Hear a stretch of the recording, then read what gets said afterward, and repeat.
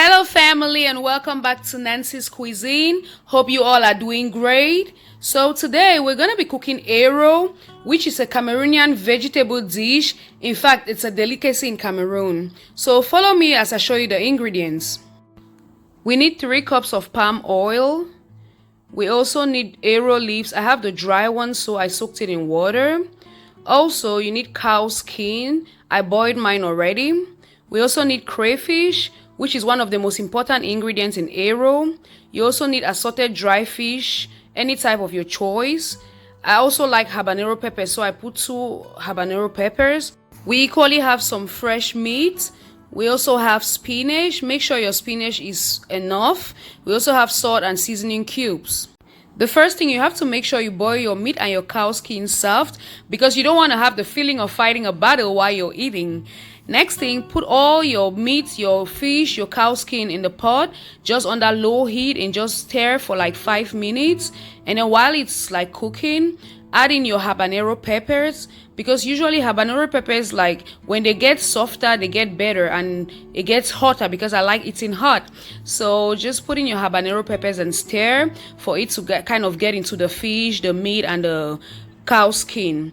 The next thing you need to add is some salt, so that all of them will be having, like, as you're cooking, it's having taste. So add your salt and also add your seasoning cubes and keep stirring until well incorporated and tasting good.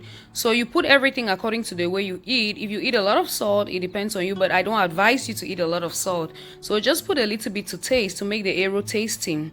You actually don't need to struggle with breaking the seasoning cubes like I was doing because sometimes in the winter it gets so hard. So you could just put it in your pot and then stir it. Eventually it's going to get soft. Once your meat, your cow skin and your fish have actually steamed, add in your chopped spinach and actually stir so you can mix it and then give it some time to kind of cook.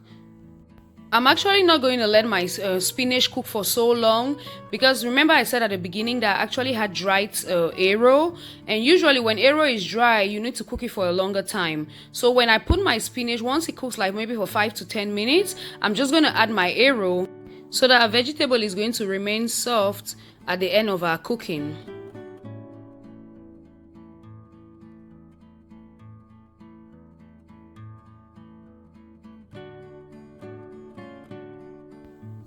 So a trick I learned when growing up was to add a little bit of palm oil when you put your spinach or your water leaf so that it could give it some good color, like maintain the green color of your spinach so that at the end of your cooking your food is not looking brown.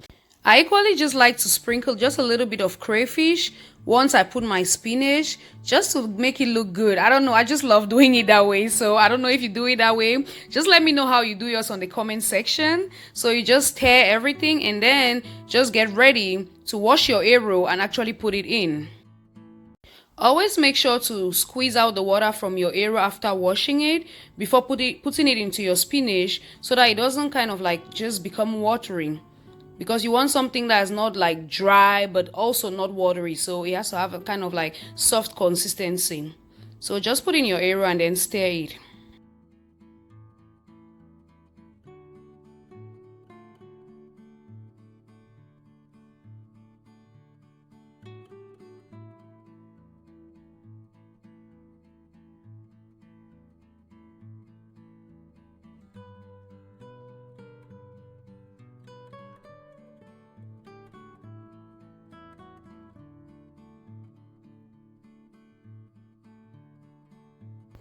Stir your Ero well enough so that it incorporates so well with the spinach. Also, you need to add the remaining palm oil so it could cook nice and soft.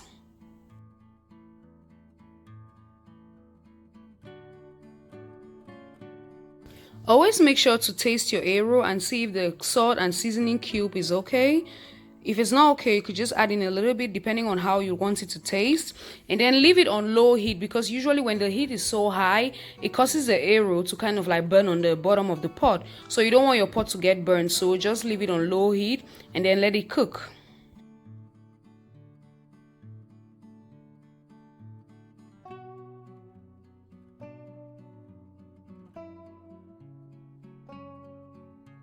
The last thing I like to add is actually my crayfish because I know that's what concludes everything. Like, I just love crayfish. So I put in my crayfish and I stir it so it gets like blended with the arrow and everything. And then from now you will be able to taste and actually get if you need to add more seasoning cubes, because usually crayfish has the same, almost the same taste as a seasoning cube. So you don't want to put a lot of seasoning cubes and then put your crayfish later.